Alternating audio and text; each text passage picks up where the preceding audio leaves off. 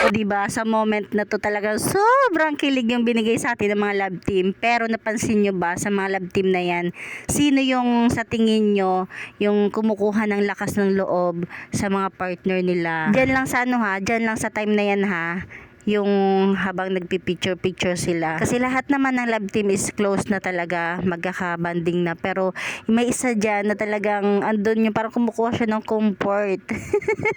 Pero lahat naman sila talagang nagbigay kilig sa atin, diba? Dito lang talaga sa pag-picture nila habang gumagalaw yung, umiikot yung camera. At alam nyo ba kung sino yung love team na yan? Ito, oh. Diba, nakakatuwa silang tingnan.